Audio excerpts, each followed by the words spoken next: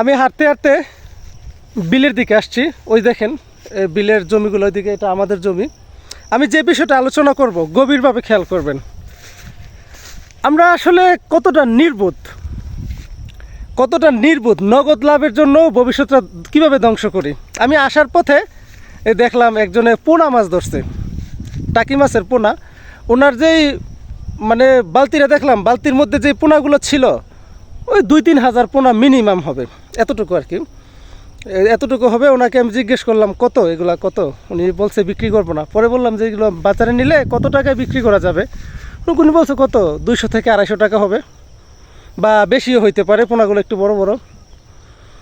2 থেকে 2.5 হাজার পোনা 200 টাকায় ধরে নিলাম, বিক্রি করে ফেলবে এখন, বা ওনারা খাইলে 2 জন মানুষ একবেলা খেতে পারবে। এই পোনাগুলো থেকে যদি 50% পোনা বড় হইতো তাহলে কি একটা অবস্থা হইতো, কয়টা পরিবার খাইতে পারতো, বা এই পরিবারটা কয়বার খাইতে পারতো। আমরা পোনাগুলোকেই বড় হইতে দিচ্ছি না, অথচ আগামী 3-4 মাস পরে মাছের জন্য একটা হাহাকার করব। আমাদের অঞ্চলের মানুষের এটা হয়, অন্যান্য অঞ্চলের বিষয় এটা না। আমাদের এখানে পানি হয় না, এই দেখেন পানির অবস্থা খুব বেশি ভালো না। আর পেছনেরটা হচ্ছে একটা পুকুর হওয়াতে পানি, এগুলাতে গলা পানি হওয়ার কথা, বাট এখন হাঁটু পানি।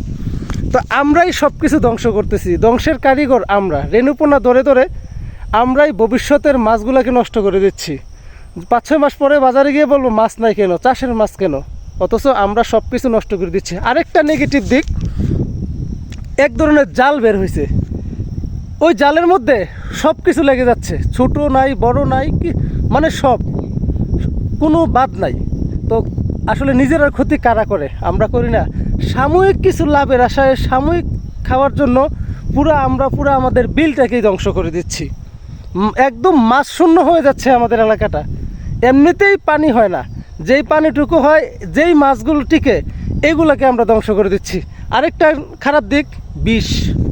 যেই ছোটো ছোটো ডোবাগুলো থাকে এগুলোর মধ্যে বিষ দিয়ে মাছগুলো মারা হয়, যে কারণে মাছের ডিমাগুলো মারা যায়।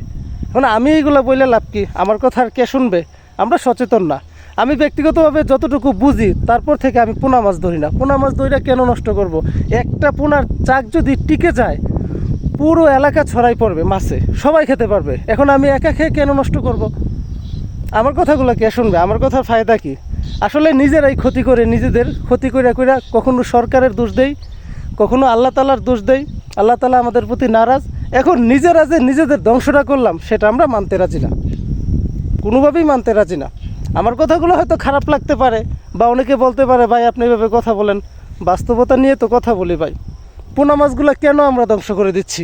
এত বড় একটা বিশাল বিল, যদি পোনা মাছগুলো না ধরতাম ভবিষ্যতে কি হইতো? আমাদের মাছের অভাব হইতো? আমাদের ডোবাগুলোতে মাছের অভাব হইতো না। একটা ডোবা 5-6 হাজার টাকাও বিক্রি করা যায় না যখন কার্তিক মাস আসে, মাছ বিক্রি করার সময় হয়, বা এগুলা সেচার সময় হয়, তখন আগে এগুলাই 40-50 হাজার টাকা বিক্রি হইতো, পানি হইতো বেশি, মাছ থাকতো।